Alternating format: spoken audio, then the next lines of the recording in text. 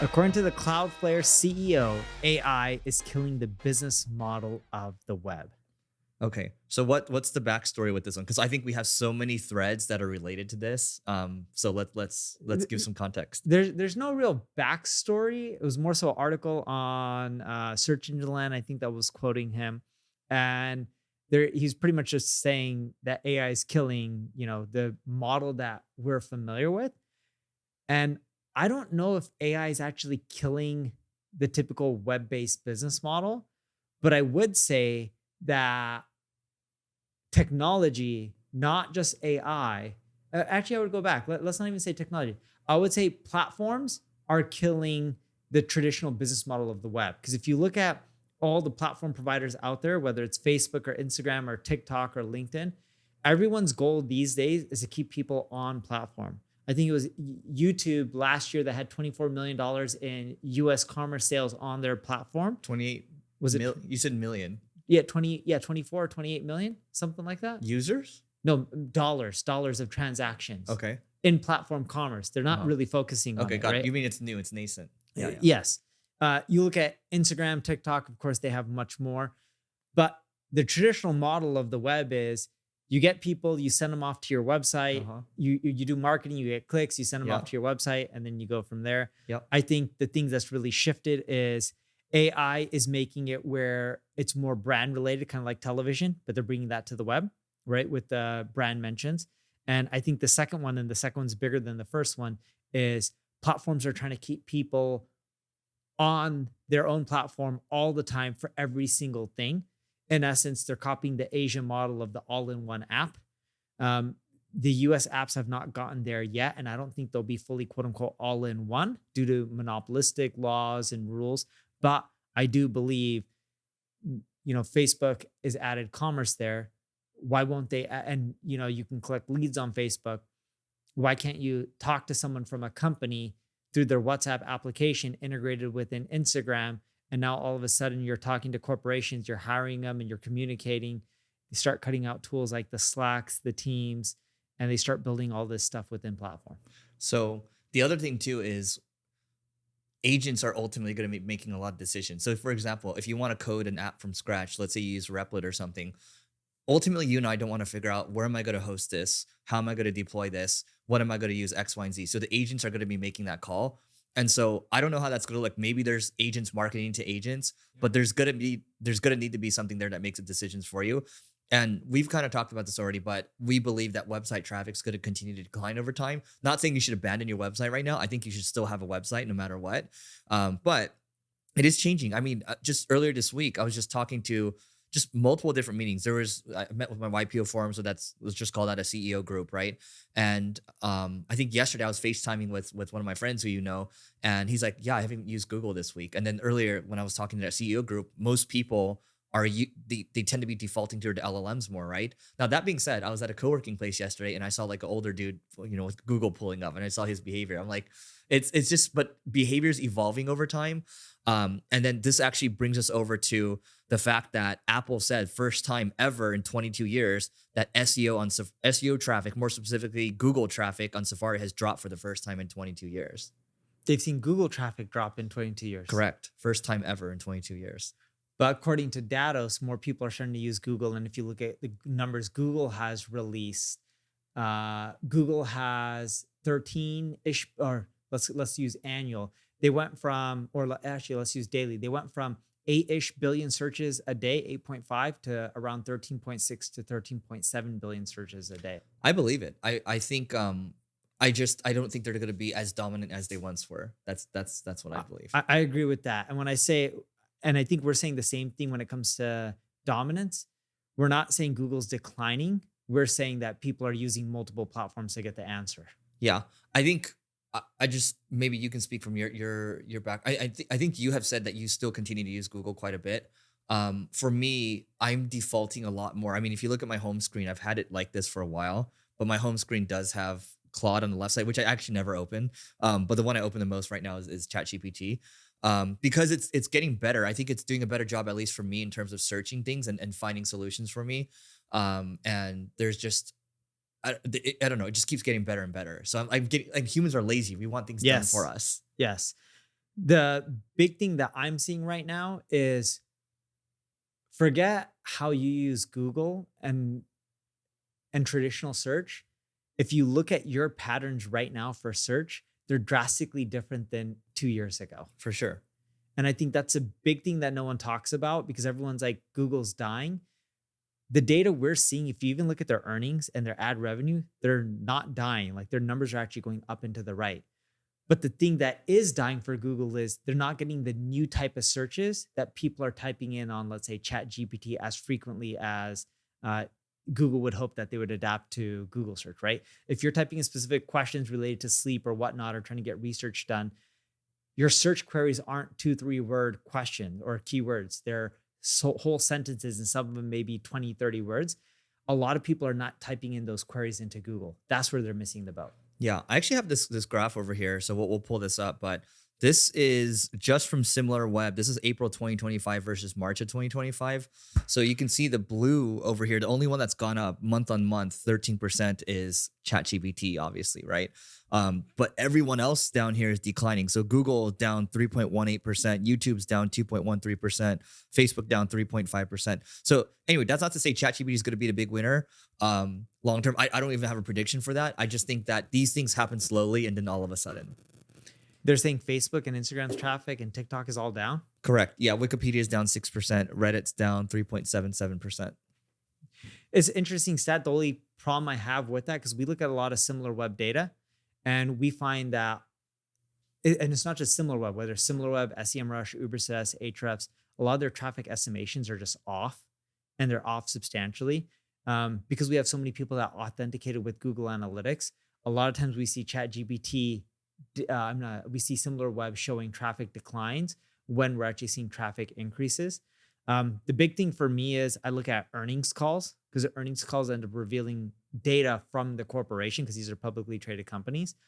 I don't know for certain if Google's traffic is dying or not, but their revenue is going up and the number of people performing searches are going up. That could be the people who are searching more, but they're getting drop-offs. But my hypothesis is if they're getting more daily searches, in theory, their traffic is going up. I do think ChatGPT is growing faster from a percentage-wise, though, when it comes to traffic. So this is interesting. This is what you just touched upon. So in-platform clicks over here, this is the green line is Google. So it's moving up, right?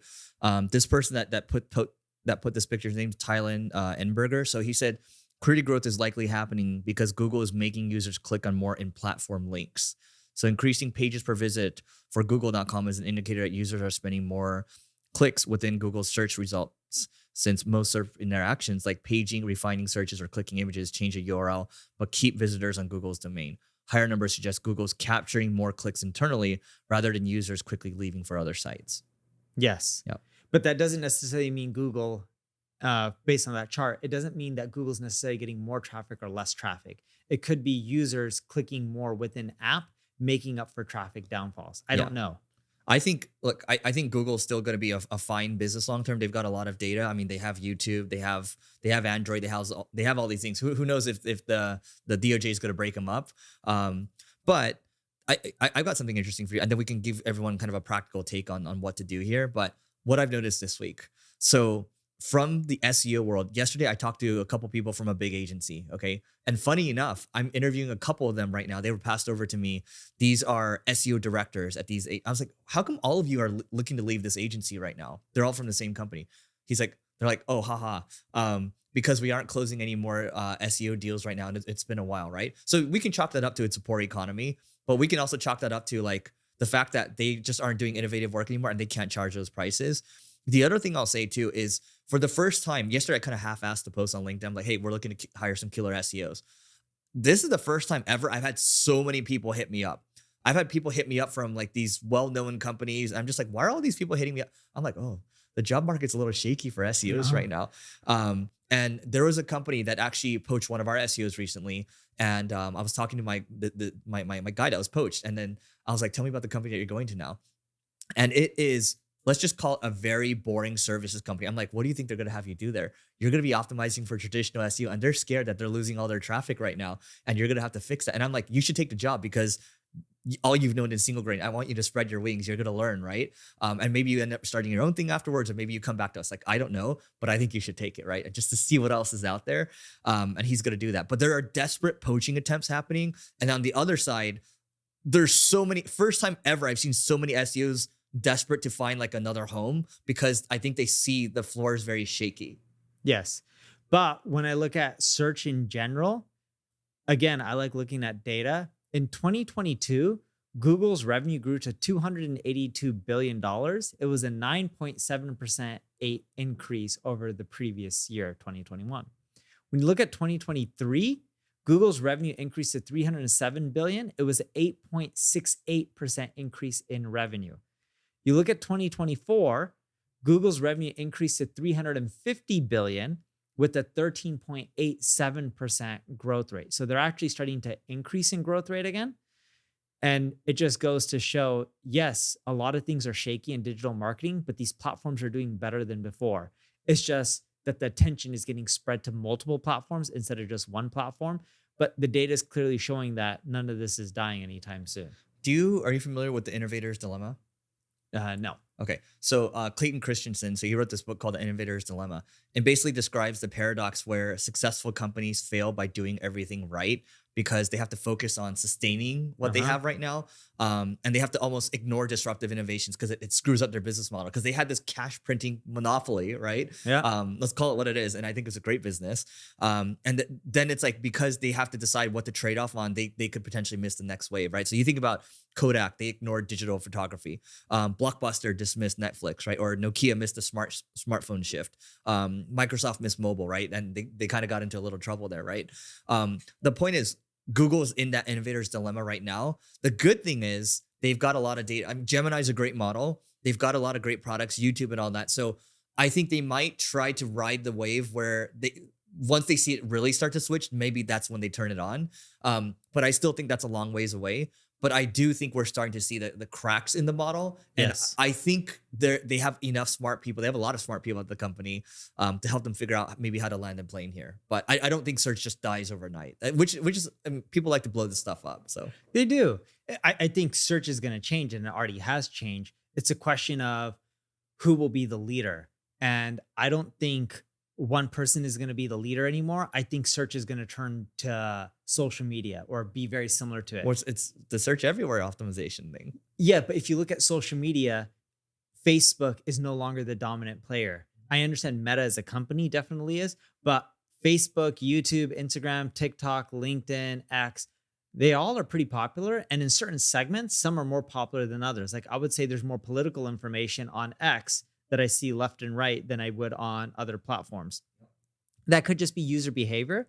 But in general, I do believe people on X are more vocal about politics than some of the other platforms out there. Now, if you look at search, Google has been the leader for a very, very long time, and they've controlled the majority of the market share when it comes to traditional search. But now people are searching on social media because if you're looking for a handbag, a lot of times people just want to see inspirational images of who has the latest handbag on Instagram and which celebrities are wearing them because a lot of people copy these celebrities. That's not really traditional search, although traditional search has deals like Google has deals with TikTok, so they're pulling in information. They own YouTube, of course, so they can pull that in. But I think the same thing's going to happen with search, in which it's going to be you use Google for, call it 10 or 20 different use cases, use ChatGPT for 3 main use cases, and then the list goes on and on where you're like, oh, I'm going to use Perplexity for this and that. And next thing you know, it's like social media where you have 7 or 8 platforms and they specialize in different things. Dude, I'm going to cancel my Perplexity right now. You just reminded me. I never use it and I pay $20 a month for this thing. Dude, that adds up. That's $240 a year. It's too much, dude. It's too much money, man. But I think this is a net positive because in my mind, when marketing gets harder, it's more of an opportunity for people that adapt or people who adapt. And so if you're willing to adapt, you're willing to learn. And this is what this podcast has always been about. We've been doing this for 7-8 years now. And the thing that this podcast forces us to do is to stay up to date. And it forces, like in business, not even just marketing, in business, you've got to be a relentless learner. And the one knock I have on the traditional SEO industry is that they complain instead of trying to get better, instead of trying to adapt. This forces them into that. And I'm glad it forces them into that. Yeah. And one other note is when you're adapting, you got to really look at the data. Like when Eric and I go to events and we ask people who uses Facebook, majority of the room doesn't raise their hands for Facebook. You agree with this, Mhm. right? I experience that at most conferences. But if I look at Facebook stock, I understand they have WhatsApp, which doesn't really make them that much revenue. It really is mainly Instagram and Facebook. I don't think Oculus generates them much revenue either. But in 2022, their growth declined 1.12%. They're at 116 billion in revenue. In 2023, 134 billion in revenue with 15% growth. In 2024, 164 billion in revenue with 21% growth. Even though people are saying like, oh, Facebook is dying, the numbers and the revenue is showing that it's not dying. It's still being used and they're making a killing from this cash cow. So just because certain people have opinions on what they think is what's working or what's not working, the data in most cases will tell you the true story. Yep. Well, I'll tell you what. I just canceled my Perplexity account. So That's awesome. Yeah. Here's another thing. I'm just like we had a demo from this demo request from this company. It's like, oh, can we not do the demo and then can you just send us the deck instead and send us the pricing? And I was just like, sorry, we don't do that. So you have to sometimes just put your foot down when people try to do this and they try to change the thing on you. Why won't you do that? Because one, this guy seems like a tire kicker. He works for a big company, but then we couldn't find any information on him, right? Is his email address at that big company?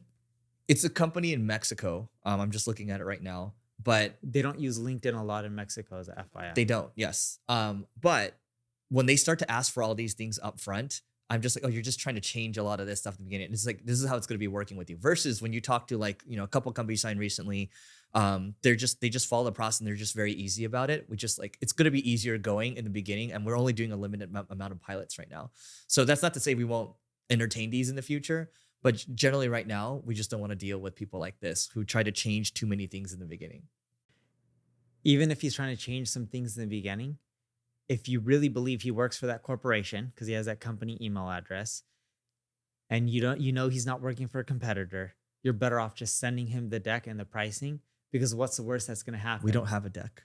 Oh, you don't have a deck. Okay, now I understand. Exactly. Yeah. If you had a deck, I'm assuming you would have sent it. Yeah. It's like, that's 2 seconds. But now I'm just like, I'll come back to you. I agree with you because you have enough leads Yeah. to go focus on the ones that fit the framework that you're selling right now. Yep. But eventually have AI help you create a deck. Correct. And that's something we can talk about too. All right. Where do you want to go next here? Let's see. We already talked about search. Oh, one quick note. This is the power of a brand. When Apple, they said on air, or they were quoted, it was by someone named last name Q. Apple said AI will replace traditional search, and Google stock sunk 7%. I thought it went down 8%. 7% was what it ended up at. Oh, what is it? At least that's what the CNBC article reported. When I saw a candle going negative, it was like a negative candle. So it was like negative 9%. And people probably ended up buying it and started propping it back up. I still think it's like, would I bet on it long term? Not, but I think it's a great business right now. But it's not. This is not financial advice, guys. This is just me thinking about this. By the way, remember when we're in Miami? You're about to. I finished my talk already. This is in between your talk and my talk, and we recorded using a DJI Osmo. We also used Noah's second one. That one was really good. We got a lot of positive comments. One of the comments was like, "This is the content you guys should create," and the other one was like, "This is like a real conversation with two smart people," because we just riffed for 80. Oh, there was no topics. No, we riffed for 80 minutes, and you didn't have an iPad. I didn't have one. I still pulled out my phone a little bit just to look at the topics. But they really enjoyed it. And then when I watched it, before I knew it, 40 minutes was done. I was just kind of watching it to see how I'd feel about it. But it was like, those types of natural conversations is what people really enjoy. So we stop just creating these ideas and just go? No, I think the ideas are still good, but I like the classic stuff where it's like, hey, why you're shifting your marketing strategy to free over content creation, which you should go on. And then we can talk about what I learned from these conference ratings that made me happy, but also enraged me. Yeah. So I'll bust out some stats because I love numbers, and you know that. We have an exit pop-up on our Uber Suggest landing page. All right. The exit pop-up, it takes you to a quiz. And the quiz specifically says, it's I think a 7-part quiz, or it's actually want more SEO traffic. That's a headline. Answer 5 quick questions. They'll give you a 7-week action plan showing you exactly what you need to do to get more traffic. We generate leads from it. So if you go to neilpatel.com/Uber Suggest, which gets a lot of type in traffic and traffic directly from Google that's branded. People go to the exit pop-up, a certain percentage of them. In 2023, we generated 9,973 leads for that. This is just United States. 2023. Okay. Just from that exit pop-up quiz from that one URL. And we close 1.7 million, 1.742030. So let's just call it $1.7 million in contract value. This is services. Yeah. All right. Now, that's just the original contract value. A portion of those people could renew. Maybe some people went bankrupt in between. I don't know. I don't have the actual data on the LTV. I just have the original contract. Internationally, from that same page in 2023, we generated 38,736 leads and only $338,000 in revenue. All right. So the international team didn't do as good of a job closing. 2024, in the United States, 7,331 leads and $2 million in contract value. Okay. It was literally 2,007,751. So let's just call it 2 million. And international, 33,458 leads, 939,979. So almost $1 million. So roughly 3 million from that quiz. And then in 2025, it's too early, 2,231, call it 400,000, 394,000 in the United States, 172,000 internationally. Keep in mind, it's early in the year. It's also a worse economy. This is a really bad economy recently. And we cohort. So the leads from 2024 that close in 2025 is counted towards the 2024 numbers. For 2025, our sales cycle is decent. It's actually gone longer. So we expect if we just close off leads tomorrow, the numbers in theory would be better a month, 2 months down the road, because you still have a lot that'll close from the original leads. So I was telling my team, I was like, how many people, if I just look at answer the public, forget Uber Suggest, just answer the public, because would you agree the audience is very similar? They're both keyword research tools. Yep. I was like, how many users go through there in the United States on a weekly basis? And they're like, users without registration or users with registration? I was like, with registration. They're like, we average 18 to 20,000 per month. I mean, no, per week, sorry, 18 to 20,000 per week. And out of the 18 to 20,000, roughly 16% of them are United States. So you're looking at roughly 2,800 leads per week in the United States. I was like, Wums, if there was no pricing on the app and I just sold every single lead on services and opened up the app to be more free and just ate the cost, how much more traffic would I get? Because I think I can double up the traffic, because the traffic is down by almost half from 16 months ago, not a year ago, 16 months ago, because they've been more aggressive on the paid side. And I was like, dude, I just opened up double the traffic. So instead of 2,800, in theory, I would be at 5,600. You know how much more revenue I would just close if I just open it up? If I just open up and made the app free from a service-based business. So in the next 2 weeks, I say 2 weeks, I'm hoping 2 weeks. On the 14th, people will open up parts of the app, not fully of the app, because we don't want to crush the revenue. But they, in the last like 40-ish days, they made it even more aggressive. And I was like, guys, go back to what it was. So I'm going to open a little bit more up. And then I'm going to just start collecting leads and run a test. And if the leads start panning out, it'll take me 35 to 40 days to get initial data on if we can close leads and they're interested and we're getting to pitch. Because the moment we get to pitch, we know our close rate ends up being really standard, right? So it's just like, I lead to a pitch, I don't know what the ratio is going to be, but pitch to close, it tends to be standard, because by the time we were pitching, they're super qualified. And I was like, dude, I spend so much time creating these YouTube videos, right? That you don't enjoy doing. That I don't enjoy doing. I had to create more scripts today, which I don't want to do. Yeah. And we spend money on paid ads, and I spend tons of time going to conferences, which I love interacting with more people, but you can take a guess if I enjoy going to conferences, right? I want to just be home with my family. And if I'm home with my family for like 3 months straight, I miss conferences.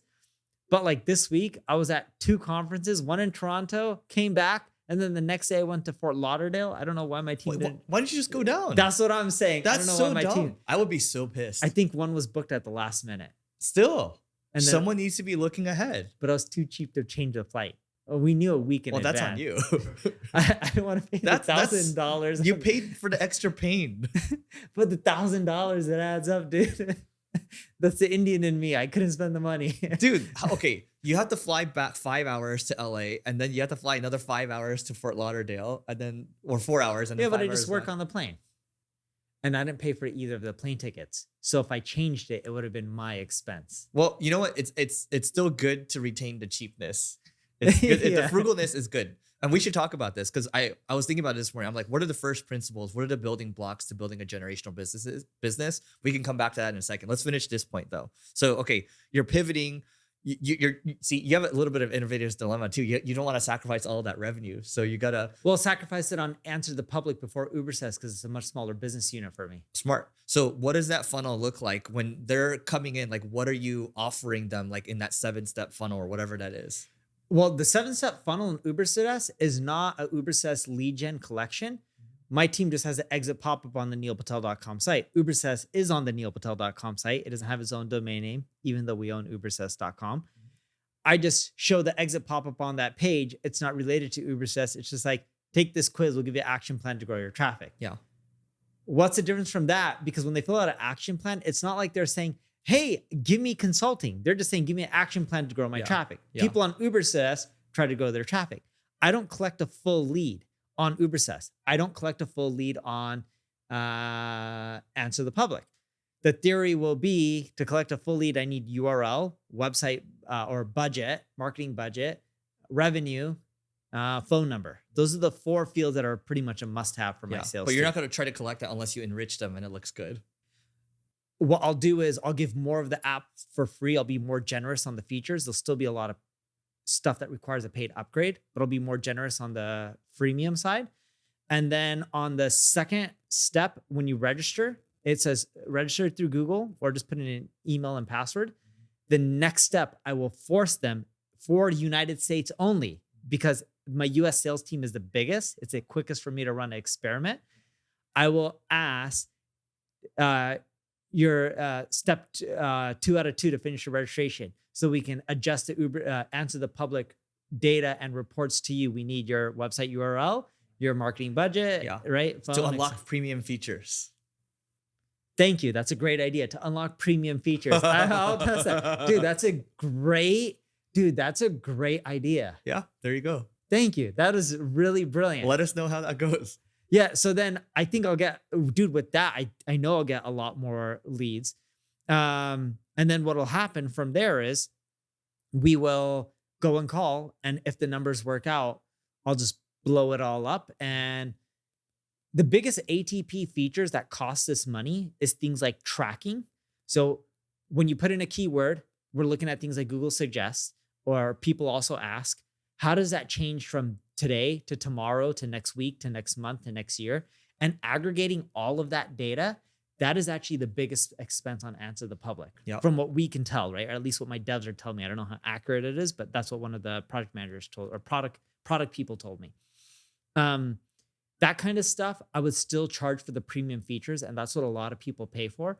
But I love your idea of fill out the rest of your registration to get more information. Yeah. And then what I'll do is, if that works, I'll do more of that and less of traveling. Yeah. Less traveling, less content creation. I think you'll still keep the content creation for also keep the content creation, even though it's painful for me to record 8 videos a month. Yeah. But if I cut down the traveling, it's not as painful because it gives me stuff to do. Yeah. But dude, the traveling is just so painful. Yeah. The back and forth, it's, when I get there and it's a new country or somewhere I haven't been, it's great. Like, you get to enjoy the local scenery and all that, and maybe meet up with some people. Wait, but is it really great if it's a new country? I mean, okay, we had fun in Frankfurt. Frankfurt was cool. Yeah, but do you really do anything that's touristy? No. Well, no. So here's what I enjoy doing. I enjoy hanging out with friends, and I enjoy trying different restaurants, and I enjoy like walking the parks. It's like old people stuff, right? I enjoy the old people stuff. Like getting sun and walking the park and being out in nature, and then I just work. Like walking in parks, like the Yeah. actual parks. Yeah, like okay, when you go to London, they have all these like Hyde Park. They have all these parks, right? Yes. It's great. I don't know. Parks are fucking awesome. We're very similar. You want to know the number one reason I'm looking to move into my new house? Why? Because you can walk around more. Yes. Exactly. And I walk around probably for outside hour plus a day. Yeah, and then you're probably on your phone all the time too. I take my kids sometimes to walk with me around the new house. And what I do is we have, even though we're doing construction there, I have bikes, their bikes in a garage. So then I take their bikes out of the garage with them and they go and ride their bikes on the sidewalks and stuff because it's a safe, quiet street. And I go run around chasing them. Yeah, see, that's great. And I great. love it. And I'll do it for like, I try to do it for an hour. They usually get tired after 30, 40 minutes, but it's fun. That is like one of my happiest moments in That's life. worth it. You know, it's funny. After I was thinking about it this morning, I was like, the moment Neil had kids, he completely changed. Like, don't get me wrong, you're still very much optimized for money, but it's less of that now. Yeah, Yeah. it's a lot less. of Yeah. that. Okay. So just on what we're doing right now, we're kind of doing something similar where I'm like, okay, we have this influence pipeline reporting feature, right? Which shows you how your ads are affecting like more, are they driving more events? Are they driving more interactions through email, or are they changing your deals in HubSpot or whatever, right? Because you want to determine if your ads are actually driving your pipeline forward or not. So we're just like, what if we just give that part away for free, or at least freemium it, right? Which you actually have something here on freemium. Or why don't we just give away for ClickFlow, give away 25,000 words for free while everyone else is still trying to charge like a lot of money for words, right? Why don't we just give that away for free? And so right now for us, we're much more aligned internally on go to market for a lot of these features that we're splintering off, because those, as AI makes it easier to build different calculators or different ebooks and things like that, you probably want to continue to move upstream and to differentiate yourself. And you've done that for a long time with Answer to Public and Uber Suggest. Yeah. What are you going to end up doing to really grow your top of the funnel? If you had your product right now just does ABM and that's it. It does. Okay. So Carrot does personalized ABM ads. It also does personalized landing pages too. It also does influence pipeline reporting. So those are the three primary Wait, what's features. the last one? Influence pipeline reporting? Influence pipeline reporting. What does that mean? That just, all the B2B marketers, they want to know if like this stuff is actually working. And so we basically like, when's the last time you opened Gong? Never. Okay. So yeah. So okay, Gong shows you like when a lead is very active, there's like more and more like larger like clusters, bubbles and clusters, right? Okay. So that's what our influence pipeline shows. It's like there's like these beautiful clusters. Like, oh, if you had an email over here, it's a blue like bubble, but if you had multiple emails, it's a bigger blue bubble. And you just have all these things per lead, so you know which ones are more likely to close because they're engaged. And then you can see it before and after. Hey, this is when you started running LinkedIn ads over here, and then boom, okay, you got way more activity. That kind of, you try to justify your job as a marketer, right? You need stuff like this. And so there's a lot of people that charge for it. We're like, why don't we just give that part away for free? So just more stuff like this. That's cool. Yeah. And so you're going to give that away for free? Yeah, at least a free version of it. And then for premium features, please enter more information. Yeah. No, dude, the one trick though, because with the premium stuff is it's not for more premium features, enter your information. It's the wording is going to be off, but for more premium features for free, right? You got to include the for free part. Yeah. So they know that you're not just making them register and there's a credit card following up. Yeah, that's smart. Yeah, that's important. The conversions drastically drop when you don't put the word for free. Like we've tested register to keep using, and when we put register to keep using, comma, it's free, it drastically changes sign up flow. Dude, see, this is what Josh, who works with George Gammon, said. He loves it when we share stories like this, and then we have data to share. So we'll try to bring the data back, Josh. Yeah. But by the way, before we move on here, so the fact that you can pull out your phone and you have all this data already, you must have so much data on your phone and so many people texting you about all this like different data, right? So I kind of want to know from your end, how do you create a culture of data discipline in your organization? Because if the founders don't enforce this, it quickly falls apart. And I think you've kept it locked in since the beginning. Dude, so check this out. Okay, data, revenue, lead channels. This is just text. This is just different threads. Okay. I'm just going to go images. Let's see. You can click on that person, just go to images. Data. Well, this is a group chat. Searches by sources, what people are using in our channels. Every single day that caused, every date that they made a change to our applications, traffic over time by day. So then that way we can correlate, what caused a decrease in traffic. But like, even like with charts. And are these automatic every day, or you ask for them? Some I ask for, a lot, our majority are just shared within the team. Like here's another one. It looks per month, organic leads, organic traffic. It's total organic traffic, total new organic leads, DC scheduled, DCs happening, pitches, contracts, deals, MRR. And it compares it for the last month, the last 3 months. And this is for our SMB division. I don't know what country, because that's cut off, but it's for a specific country. You already saw this one. I'm assuming you ask for it 30-40% of the time because you ask for a lot Look, of things. They're sending me a lot of charts and data, and they're like, here's our internal charts. Which ones do you want pretty? Yeah. And Okay. This goes to content creation too. This is content creation too, but they're just sending me like data, and they're just saying like, do you want us to make these pretty or not? Yeah. But yeah, dude, my team just shares data like every single day. But you still probably ask 30-40% of the time, or is it 20% of the time? Because you like these things all the time. I probably ask like 50-60% of the time. Okay. See. My team is sharing data constantly, but the problem with data is marketing teams love just giving data dumps. Like, look at all this cool stuff.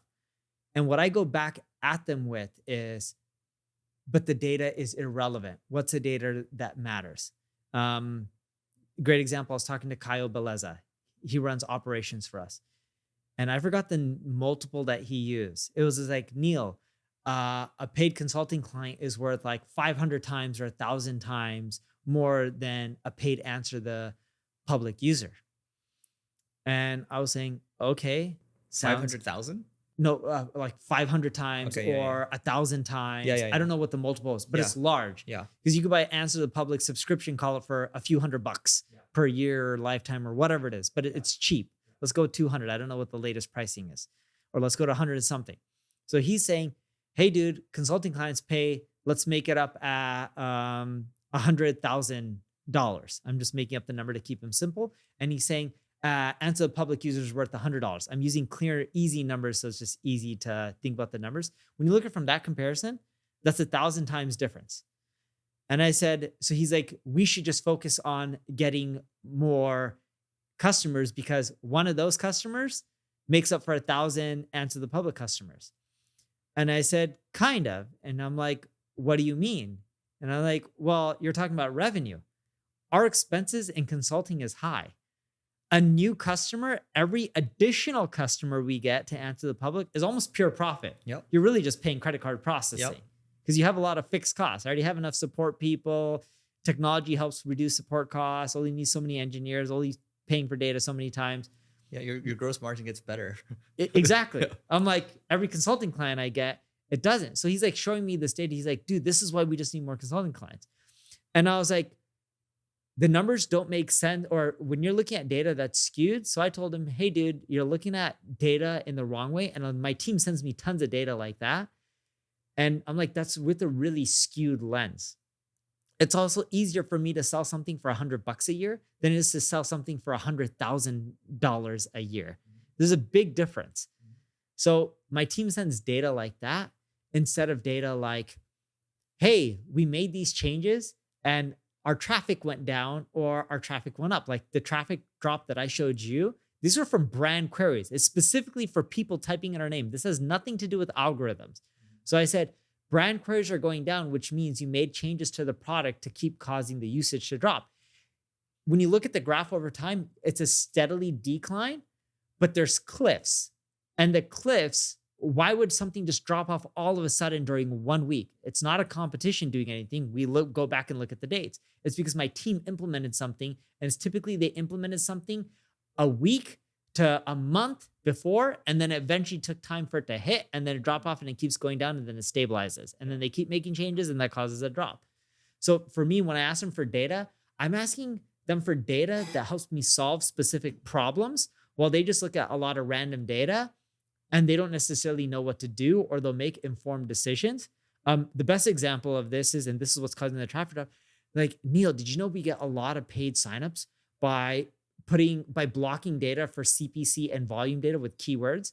So like, instead of giving people like 5 keywords of data, we're just going to give them 1 and then force more people to log in or force more people to sign up.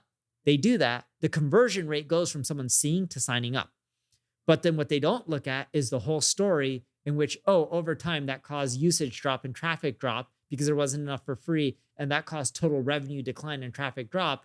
So having a lower conversion rate, but more traffic, still made more money than having a higher conversion rate and less traffic. This goes back to one of my favorite quotes. There are no trade-offs. Sorry, there are no solutions, only trade-offs, right? And I think the key thing here is, 1, you have to be adaptable. 2, you have to have a culture of experimentation, and you have to be willing to change on a dime. But the third thing that most people ignore is, if you're a founder of the company, you can't ignore, you actually have to keep the pressure on in terms of asking a lot of questions about data, because oftentimes people, when you start to address them a little bit, you start to ask them questions, they oftentimes will just kind of blankly look at you, and then they won't know, right? And so nobody's going to care as much as you as the founder if you're listening. And even if you're an executive, you should ask deeper questions on this stuff. And that's why I asked you this question, because most companies don't have a culture of data discipline. Because even if you try to implement this stuff, they'll still stare at you blankly. And then if you stop appearing in these meetings and you stop driving the intensity, it will quickly fall apart.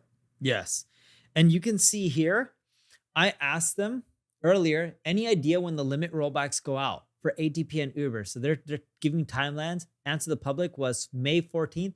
My text, all capital, wow. They already knew I was pissed at that point. Like, sorry, this is to make a change back. This is to make a change back. Wait, how long was it? They're saying May 14th, so next week on Wednesday. And when did you ask that? Yesterday. So I wanted it done today. Well, yeah, I mean, that's the thing. So as a founder, this is also your job too as a founder, or as a leader. You have to constantly ask, hey, how can this be done faster? How come it can't be done faster? Because the default is, yeah, I'll do it in 2 weeks. Yeah, I'll do it in 3 weeks. If you don't give like a wow or more like a F that, people are going to get too comfortable. Yes. Mine was wow. Next one was, why so long on ATP? Uber says was 2 days. I'm like, all right. Your wow was F that. Yeah. And then I'm like, and does May 14th include the new lead change I wanted as well? Uh-huh. And then they said, I can't confirm that it does. So then I was already even more pissed.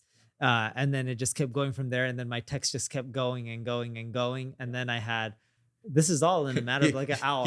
You kept pushing them until they finally gave you the answer you wanted. Yes. Yeah. It wasn't like, the good thing too is you didn't exactly dictate what you wanted exactly. You teased the answer out. And that takes longer, but that actually is a form of coaching, Neil. Even though you don't like coaching, that's a form of coaching.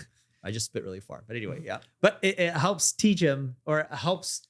It's coaching. It helps. Yeah. It helps train them and get them used to what I am willing to accept and what I'm not willing to accept. Yeah, Neil Patel, the coach. Yeah. Oh, by the way, funny thing. There's a internet marketer that we both know, and he was very popular before. And today I just decided to open one of his emails. Maybe I'll let you guess who this is, but you can tell me afterwards.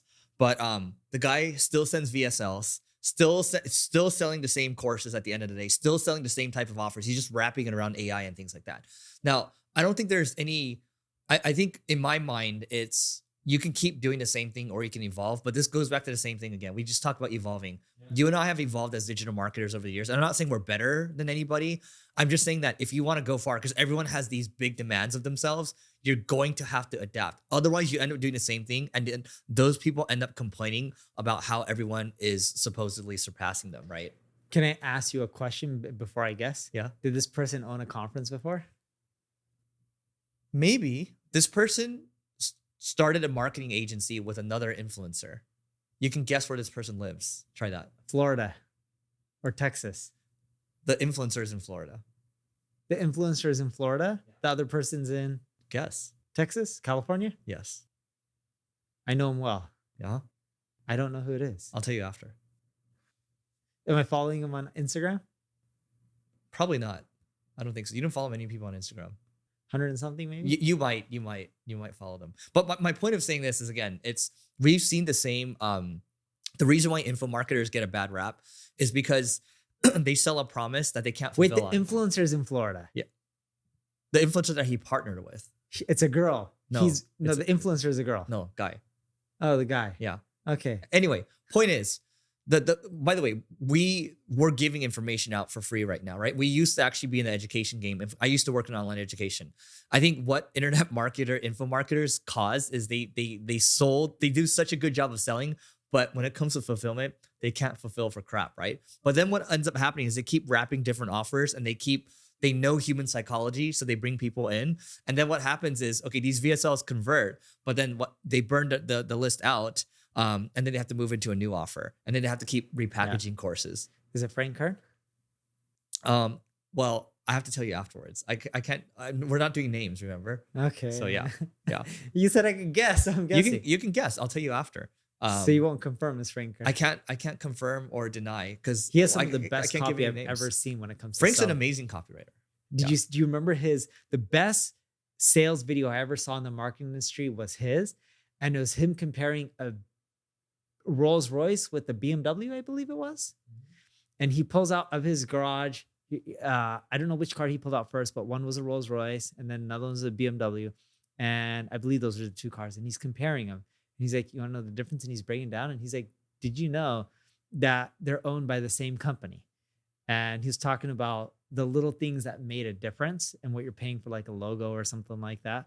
But yeah, the model worked out really well. One of his best converting videos. One of the first videos when I was learning internet marketing was from Frank Kern. So anyway, but we're not doing any names for this one.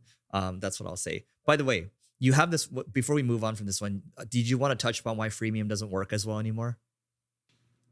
With AI, the cost to run software companies is just so much lower. You may not believe me, but I'm just telling you real data. Like if you go out there and look at when I first created Crazy Egg with Ethan back in the day, dude, we had to go buy servers and go put that in a place to get our costs down. And we had people having to connect them and program them. Software was expensive. Then the cloud came out. Cloud is so much cheaper these days than it was 2, 3, 4 years ago. Like my hosting costs are continually going down and down each and every single year just because data costs are going down. Secondly, AI makes it more efficient to run software companies because of things like design, coding, cursors, V0 for prototyping, Replit. Cursor, exactly, design, all this kind of stuff, support. So when you look at AI, it's making things more efficient where you can get stuff out faster and cheaper. And the cloud costs are just going drastically down. And because of that, the barrier to entry is lower. You don't really need much to do. You don't need much money to start. And freemium is a great way to get people to sell. But the biggest thing that's increased over time is actually marketing cost. It's not the creation of software. So if you just give away the software for free, it's cheaper from what we calculated for most industries than it would be to pay for the marketing dollars. Like if you look at software for free as a marketing expense, it's more effective than paying for the traffic. Yep. It makes sense. And actually this brings me into this little graphic over here that Kieran tweeted today from HubSpot. So basically, it's on the side now. So marketing today versus marketing tomorrow. So you can see this graphic over here, those of you that are listening, on the left side, it says marketing today. So you see marketing at the top, and then right under it, it has product marketing, demand generation, and content marketing rolling up to it. And it says function first, siloed, and slow. Now, marketing tomorrow, at the very top, it's just an outcome, a goal that you're aiming for. So grow traffic by 20% might be the goal. And then you have these other sub goals over here: improve conversion rate by 7% and increase awareness by 2%. The point of this one, the marketing tomorrow, is going to be mission first, AI powered, and fast. I think we're going to be looking for, hey, I just want this outcome. And then you're going to have one click, boom, it's doing it for you. And that's going to be the future. A lot of this stuff is just like, it's slower and it's clunkier. Yeah. And if I look at the left side of marketing today, I struggle to run my business like that. I've run my business like marketing tomorrow for a very long time, where it's just give me the data points, give me what's slowing down the business, and what do I need to fix to grow it. And then you just have numbers, and then you just go and focus on hitting those numbers, and you dissect why those numbers aren't the way you want. We're just not going to wait anymore. I think if you're a leader, executive founder, whatever, you're just not going to wait. Your tolerance is even lower now for slowness. And if someone says, oh, I'm going to make a PRD, which is a product requirements document, I'm just like, why don't you just prototype it? right? Or People still do that? yeah, people still create PRDs. I'm just, guys, there's no need for PRDs. Just if you're serious about this, go prototype this using V0, make a mock-up. Yeah. Because that takes, like, you and I can just, it'll take us 5 minutes to make a mock-up that we like. Whereas in the past, we would have to maybe balsamic, right? And then like wireframe it and then send it to a designer and they go back and forth to the designer, or take you like 3-4 weeks to do it. Now you get it done in 5 minutes. So I had one of my team members sit next to me and we were prototyping when I was in Brazil Web Summit. I was prototyping a new report that I wanted to end up creating. It did not take me 5 minutes, sadly, but I got it to a really good place where I sent it to my team to like figure out coding it up and getting it. We had to make a little bit of tweaks, but coding it up and making it work and integrated within our tool and our backend and everything. I was able to get it there within like an hour and 20-ish minutes. That's not bad. But you're also very detail oriented. So you're going to put a lot more into it versus I'm 6% detail oriented. So 5 minutes, I'm done. Yeah. But even after hour 20 minutes, if I look at what it would have taken a team to do that in the past, you're talking about back and forth for probably a week. Yeah. So you're decreasing the cost by 99%, right? So sorry, not the cost, the time to get it, the time to value is a lot faster now. Also the cost is a lot cheaper now. When you think about blog posts, 25,000 words for free. That's kind of an insane offer. Agencies are charging like 5-10 grand for that, right? But now it's like, oh, just okay, that's the leading offer now. So a lot of this stuff is going to be deflated. Well, the easiest way to look at it is what I just told you I'm able to do within an hour and 20 minutes. When I said a week, you're talking about 40 hours of team time. And it was just me and one person doing it. Well, technically, if it would have taken a week, it would have just been one person as well. But still, 40 hours versus an hour and 20, that's a big difference. Well, and let's say you're billing, I'm just making numbers up right now. Let's say your billable time is $250 an hour for your team across the team, right? So let's just call that 10 grand, right? And you can make up whatever numbers you want, but this stuff is good. And actually, let's say to get it done in an hour and 20, I spent $500. Yep. Or actually two people, yeah, let's call it 500 because I had to pay for the tool. So 95% savings. Yeah, it's an amazing deal. Let me give you some examples here. You'll actually like this. I think this will entertain you, but I don't think you'll do this. So this is how AI helps create new work that was previously impossible. So we have this thing where we have people like Noah, for example, might say, okay, here are the top 3 things I got done yesterday. And then here's the number 1 highest leverage thing that I'm working on today. Now, if you have to police that, it would take you forever. You have to check, like, is Noah actually putting in the highest leverage thing? You could say, I'm working on a job description today, right? That could be the highest leverage thing. So now I use Lindy.ai. And then what Lindy does is it will look at all the stand-up responses. And if it's that, literally someone put job description, right? I'll say, hey, Noah, I think the job description is nice, but can you be more specific here? Because we want you to work on the highest leverage things. Can you, and if it's not that, like if you're not hiring for some type of executive, this might not be the one, right? And then there's a leaderboard at the end of the month showing how everyone has scored and how consistent people have been with filling it out. But my point of saying this is that this is new work that was previously not feasible to do because it was previously impossible because it's too much work. Nobody has the time to do this and it was too costly. But now, even if you look at Flexport, they're a logistics company. They have an AI call all of their truckers and say, hey, this gig is now available now, or in a region, say, this gig is available. Do you want to take it?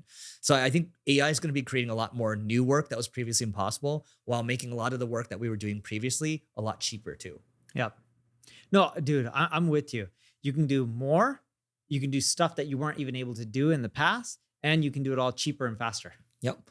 Did you see that anti-Elon ad? No. Okay, so this ad over here, I'm going to show you real quick. Those of you that can't see it on the screen, we'll probably pull it up on the That's a tank versus that's a tank Tesla. versus Tesla. So we're going to pull it up. This guy served in World War II. He's 98 years old. So he's going to blow up a Tesla? He's going to drive the tank. So he's going to drive it over the Tesla? He's in World War II. He's like, this is a Sherman tank that he used to drive, right? And he's seen enough. He's seen enough fascism, right? That's what he's saying here. He's like, it's coming back. I don't want it to come back. Elon is backing fascists, whatever, right? And Neil and I were not saying we support either side. So he's like, I'm assuming this is in Europe. This is in Europe, yeah. So the European license plate, it's this fascism license, and this is a Tesla that he's about to run over. We've crushed fascism before, and we will crush it again. So that's what he's saying, right? So let's go, shall we? So he's pulling it up. Oh yeah, it's crushing the car. The tank is riding over to Tesla right now. Now, The tank must be extremely heavy. the tank is heavy. Here's the thing though. The Tesla does pretty well. That's the thing. The Tesla actually holds up.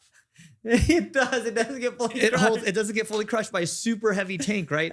So this is not a smart thing for them to advertise. And then look at the very end. It'll say it made by whatever. So this is actually a positive ad for Tesla. But at the very end of this, check out what it says. You can read it out. It's coming up. The ad's gonna backfire on them. I think some people will get enjoyment out of it, but a lot of people will be like, "Wow, Tesla's a really strong car." Yeah. So led by donkeys. That's the company.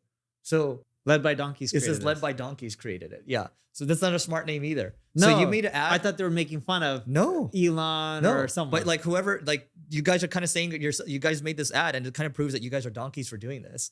And so not all these things are smart at the end of the day. It's an anti-Elon stunt that turned into an accidental ad that shows that Tesla's a pretty good car. So, all dude, right. that's crazy. Yeah, you pick one. Oh, does being transparent really help in marketing? Okay, where did that come from? I was at an event called Seller Summit in Fort Lauderdale, e-commerce event. Was that done by Steve Chu? Uh-huh. Oh, that's so funny. Yeah. I did the very first one. Oh, This cool. was a long time ago. Yeah. So Steve's here this weekend, by the way. Oh, is he? Yeah. Great guy. Yeah. So I met someone there. He stopped me before I went on stage to speak. And he said, "Neil, I'm really disappointed with your agency." And I'm like, "Who are you working with? What team? What department?" Because we got like 1,000 Oh, he's a plus, client. 1,000 plus people, or Uh-huh. he was a past client, right? So I was just like, all right. And we typically do enterprise work. He was in this new program called Level Up. I don't know how much it was. Call it $1,000 a month, where we just help out startups, just get things off the ground. And I was very transparent with him. I'm like, there's only so much we can do for $1,000. And he's just like, he got it. And I was like, if I gave you the people I put on an enterprise account, a big global 1,000 company, I'm like, I would lose my shirt. Really, I would be just losing my shirt. So I was like, what was your problem? So he tells me some of his problems. I was like, cool. So I introduced him to someone on my team, the president of that division. I said, make sure you refund his last month's worth of money. And then on stage, right before I went on stage, I said, when are you free next week for a call? He's like, with who? I'm like, me. He's just like, what are we going to do? I'm like, you're going to give me your website URL. I'm going to get on the phone with you for 30 minutes an hour. I'm going to break down everything I would change to grow your revenue. So then I was on stage and people were talking about marketing and stuff. And I was giving an example because they were mainly entrepreneurs. No, I was just speaking. But I was giving an example during my speech in marketing that not everything goes the way you want. And in business, because most of these people are entrepreneurs, you got to adapt and you got to take your licks and you got to improve based on data. Because on one of my slides, I was talking about reviews. And this was an example of like a real life review. Now, no one in the audience knew that he gave me this feedback other than Steve. Steve may have felt bad. I didn't care. I was happy that he brought this to my attention. And I use him as examples on stage. I'm like, look, reviews are important. I'm like, I was talking to this guy named Charles. Charles is the one who gave me the complaint. I'm getting on the phone with him for an hour next week. And I'm like, how much did you pay Charles? I'm like, around $1,000. And he's like, yeah. And I was like, guys, do you think it's worth my time to go on the phone with Charles for an hour to break down everything he needs to do to grow his business? He wasn't happy with my company. And I'm like, we have some amazing people who are extremely satisfied. You're never going to have 100% satisfaction rate at scale. It's just impossible. And what he ended up telling me, he was happy at the end that I'm doing this. People are like, no, it's not worth my time. And I said, it is worth my time. The reason it's worth my time is, one, Charles is now much more likely to evangelize my company. Two, I'm righting a wrong. Three, I'm learning what we did wrong in his opinion, so I can go back to my team and work on fixing it to create a better experience in the future, which will cause less churn and grow my overall revenue faster in the long run. Assuming my team takes that feedback, which they're really good at, especially Sarah, who runs that division. But the point I'm getting at is I was just really transparent in front of an audience. And at the end of being transparent, I had a lot of people come up to me who wanted to hire my agency for marketing, even though I was transparent on stage that Charles was not happy he didn't get results and I was working on fixing it. And just people didn't care. People like stories too. It's like us talking about this now might lead to more leads as well, right? Yeah. But the problem is there might be an expectation now where if they aren't happy, they get a 1 hour call with you. I would do that. Anyone who's not happy ever hit me up, I'm always willing to get on the phone with them. Would you do it with 100 people? Yeah. Would you do it with 1,000 people? Yes. 10,000 people? If time permitted, yes. Yeah. I think But I think it's a really important part. you have of to do business. this, especially when if it keeps popping up, you have to get on all of them because then you're the one that can drive the pace at the end of the day. You have to. But I hate to say this. One, it wouldn't ever happen with 1,000 people. You just look at client count. Two, a lot of people would have been fired if it happened with 1,000 people way before then. I'm not trying to be rude, but it's just reality because they're tarnishing our company's name. And three, I look at every experience as a way to improve revenue and reduce churn, which grows revenue and profitability faster. If the team wouldn't take action on that, if I'm giving them solid data that's actionable, not fluff, not just someone saying, I didn't like this creative, this is why I'm not happy. And if my team actually showed positive results and they don't like creative, there's not much I can do on that and other than to try to make them happier with the creative. But this guy wasn't happy with the results, the actual revenue increase on his end. So I was like, all right, sounds good. I don't think he was in the program long. And at $1,000, there's only so much we can do from a consulting standpoint because it's hard. The costs are high. But for me, the way I look at it as every interaction helps me make my product better, which is how you build a big company. Yeah. And you can't build a product or a service in a vacuum. At the end of the day, this is interesting because I talked to someone on my team. He likes to build products in a vacuum, right? Sometimes, and he's not used to talking to customers as much. The same thing with his last start. He's just not used to talking to customers that much. Like we have to talk to customers a lot more, and we have to, not only that, we have to be using our products and services ourselves. And not only that, it's talking to customers, but it's also talking to prospects too and understanding what their problems are, because that's what business is at the end of the day. It's just solving problems. So let me reframe the question.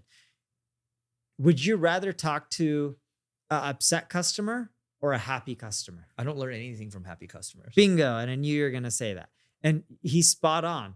If you talk to happy customers, and I still think someone on your team should, I don't think it's a good use of your time, but someone on your team should, because if they can figure out what are the commonalities and they can push that messaging forward with your marketing, maybe you'll get more conversions on the front end. But the bigger thing is, by talking to all the upset customers, you now know what to fix and improve. By talking to the happy customers, it doesn't tell you what you should change in the business. Have you seen that show on Netflix called American Factory?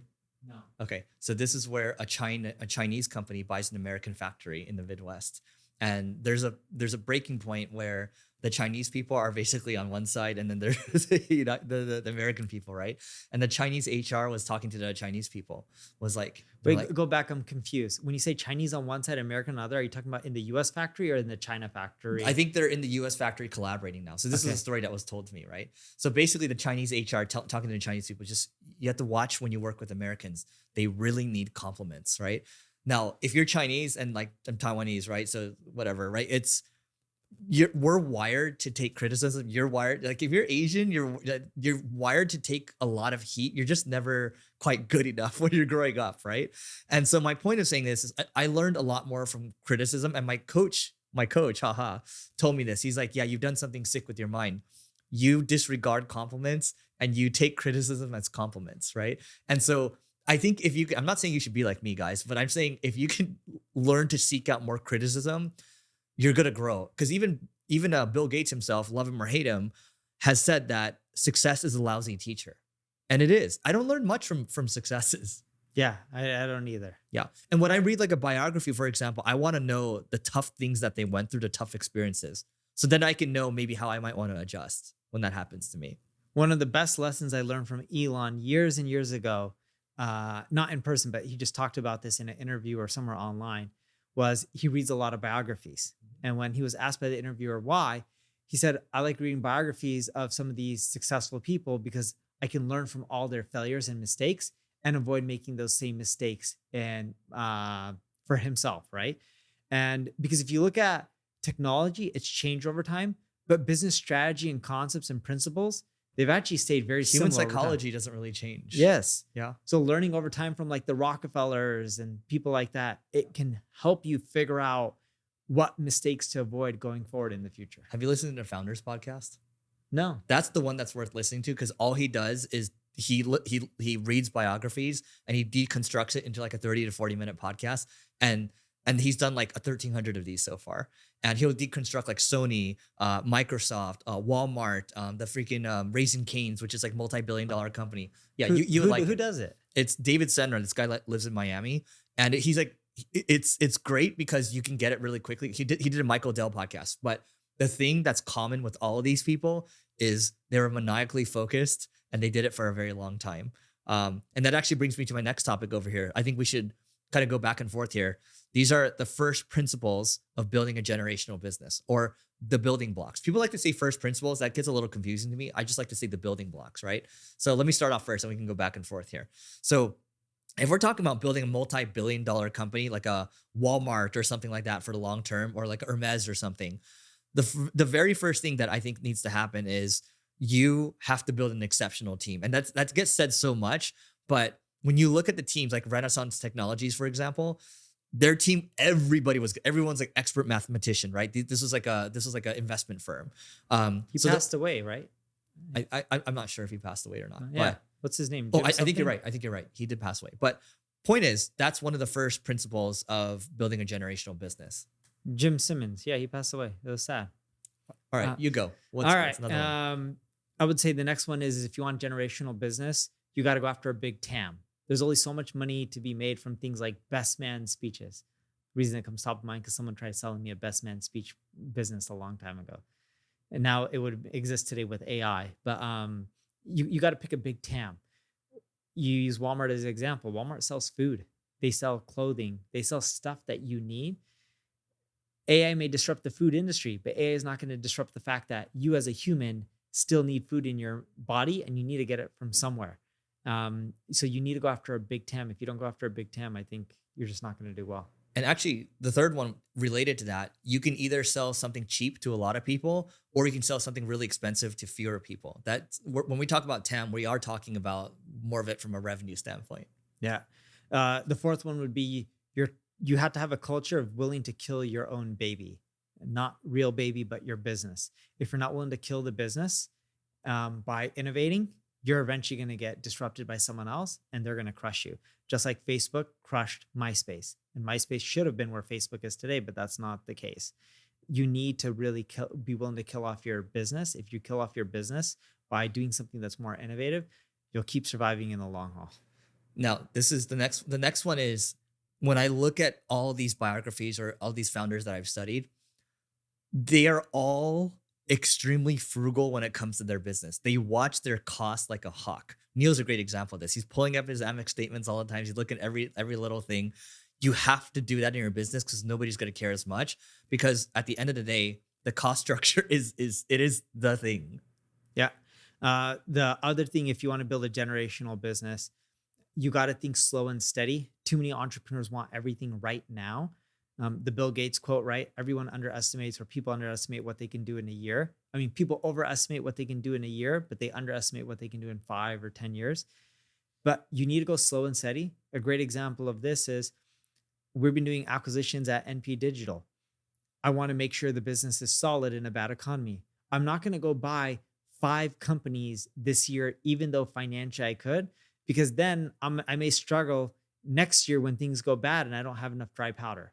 So you got to be patient, and you got to make sure that you're doing the right things for long-term growth.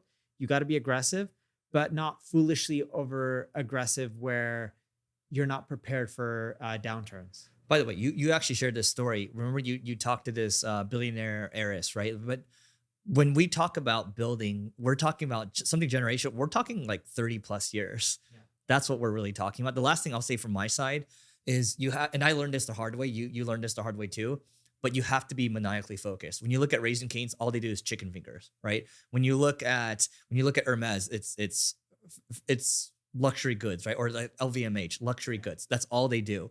You look at Costco, what is it at the end of the day? It's buying in bulk at discounts, right? So they're all known for one thing. It's really hard to do one thing really well for a very long time. That's why most people don't do it. Yeah, they don't have they're not willing to just keep going. I would say a lot of people don't do it long enough because they're also not passionate.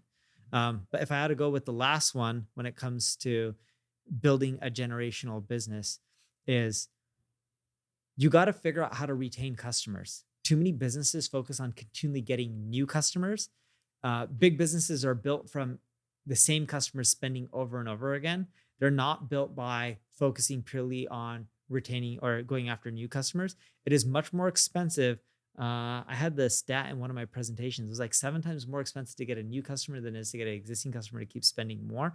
So focus on getting your existing customers to keep spending money.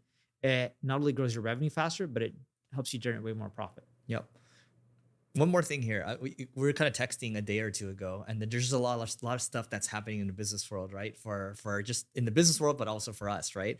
And I was just thinking about it, and I'm like, sure, it's a pain in the butt right now to have to go through all this stuff in a shaky economy, but I'm grateful for the pain because it is the journey that's fun at the end of the day. I don't want to be at the end of it, right? Like it's like we're in the middle of it right now, so I'm grateful for it, and I think if you're in the middle of it and you're dealing with it and you're not running away, I think you're on the right track. Totally agree. Yeah. Let me just talk before we started recording here. I got the conference ratings back from the Global Marketing Summit that I helped with. And it's really fascinating to me. And so the good thing is we scored the highest of all business network events that have more than 150 people. So that's nice, right? But when I was looking at the scores, first of all, I would say the audience is mostly affluent, right? We're talking average revenue, 41 million, something like that, right? The thing is, you can never please everyone. And so we did the event at the St. Regis Bell Harbor, and people were complaining. It was right on the beach. People were complaining about free ice cream. Free ice cream. The gelato, amazing. You have the gelato, Noah? Oh my God. You did not? Oh my Why God. not? That's a screw up. See? You what? Oh my God. Or you would have got it if it was free, right? You knew, oh man, So- I got it 3 times. So we picked the hotel that had free gelato. It was an amazing place, the amazing, beautiful spot, right? That wasn't good enough. The food wasn't good enough, right? So-and-so, one person really loved this speaker. Okay, let's just talk about me. One person really loved my talk and said Eric's speech, blah, blah, blah, great, right? And then one person was like, oh, Eric sold too much, right? And then one person's like, there's nothing new from this. My point of saying all this is that, So someone said there's nothing new from this? yeah, I bet you they didn't use all the AI tools and For sure they didn't. and frameworks that you were giving. For away. sure they didn't. And so, but I'll give a couple key learnings from this, doing this event. So one, when you do an event, it's a labor of love. And 2, I would say that I've used a couple of teams in the past. I would say that I was grateful for the team that helped me this time, but there's also consistency things. So like Noah came and helped, right? Noah knows how I work, how I think about this. Also working with Deanna from War Room in the past. Oh, she helped with that? She didn't. Oh. But had she helped, I'm just saying that a lot of the issues that we had wouldn't have been issues. And so, for example, we had some AV issues, right? We had some issues with, for example, I never walked through and looked at the screen. Like, I think we should have had a bigger screen showing the speaker and showing that, like, you know what I mean? These are a lot of things that you expect to just be done. So this comes back to, if you're going to do anything, not even just the event, you want to have consistency. And when you don't have consistency, it makes it hard to get anything done.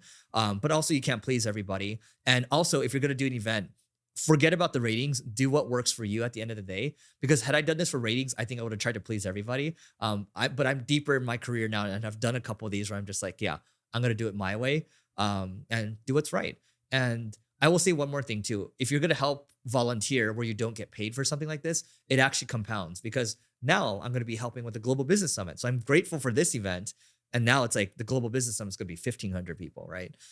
So those are a couple of learnings that I had. Cool. Here, this will be fun. Why our YouTube channels are finally starting to grow ... again. Well, one of the main reasons is YouTube changed the way they count views on shorts. So they're all inflated. Huh? You didn't know that? How are they counting the views on shorts now? What's Your going on? views are double on shorts. Yeah, I noticed that we're getting more views on our shorts for both. Yeah, that has nothing to do with our content. It has everything to do with the way YouTube is tracking data. How are they counting it now? They're counting it to be more generous and inflated. Well, good. Well, I'm more so talking about the long form though. My long form is going up in traffic and views because I'm creating long form. I wasn't ever publishing long form for like over a year. Yep.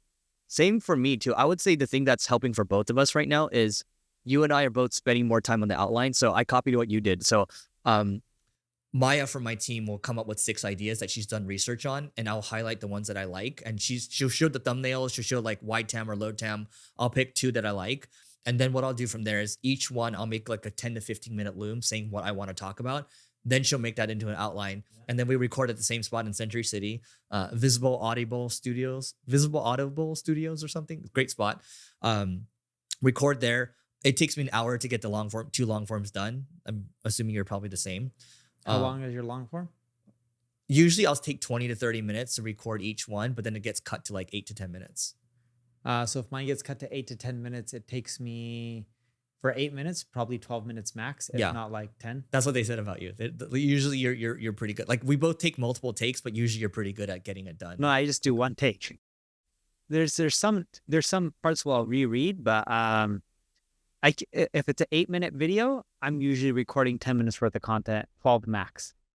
What I'll say about my videos, I don't know about yours, but when I do record in studio now, I'm just looking at it because a couple months ago, I was only averaging like 1,000 long forms views per video, which is not much, right?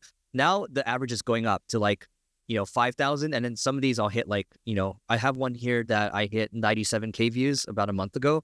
So it's going up because point is we're putting more effort into it. Do you use a teleprompter? Yeah. Okay. Yeah. But I never used a teleprompter before. Yeah, no, I'm trying to figure out how to get yours lower. Like if it's an 8-minute video, how to get it where it only takes you 12 minutes to film it. I think it's because as I start to record, I start to think about other ideas. I'm like, oh, let's go back. And so I start to add more and more to it. But yeah, that's basically it. Anything else you want to add? Because you've been doing this experiment for, call it 4 months now, 3-4 months? We've been doing it for 3-4 months. The long form videos are starting to do decent on some of the other platforms as well. We like it because it just makes the quality is high. I don't like the topics my team's coming up with. So I had to record audio notes and screen share or video notes for 8 more videos today. So I'll do that either today or tomorrow whenever I get time. But when I look at that, yeah, quality is important, but this stuff just doesn't drive the revenue as like me going and speaking at a conference with 200 people in the audience that are my ideal customer. Or like, dude, I was just texting Amazon today. Dude, what is this? You have all this millionaire and billionaire stuff now. That's what I'm saying. So, but that's going to change. That was only one script or one batch. And I told him, dude, never again. Yeah. And I remember in that studio session, they would have me record shorts as well. And I was so pissed off that I refused to record the shorts on millionaire topics. I just went home. I went home. And then the next round, I think only 2 videos were about money related stuff, but 6 were not. This next round, none of them are. They're all marketing related. But going back to what I was getting at, dude, I just generated a higher ROI speaking in a room with like 200 potential customers, or I was emailing or texting. It was actually maybe a little bit of both. Someone who works at Amazon in partnerships and someone who works at Google. And I don't know which one it was. It was either Amazon or Google. And we were talking about doing an event together. I'm like, dude, it's just so much easier to do an event at one of their offices or venues and invite a ton of people. They'll invite a ton of people. I'll speak. We'll bring in a few other speakers and just try to close revenue. You know what? I think the benefit, my hypothesis, because we have gotten a couple customers from LinkedIn that just view like a short or like a mid-form video because I'll repost it. I think that might work with thought leader ads and things like that. The other thing I'll say before we get out of here, you're publishing the long forms also to Instagram Reels too, aren't you? Yeah, I don't care. How's that going? They tell me I shouldn't be doing it, but I don't care because I have an audience there and some of them do well. Yeah. Anyway, that's it for today, guys. We'll see you tomorrow.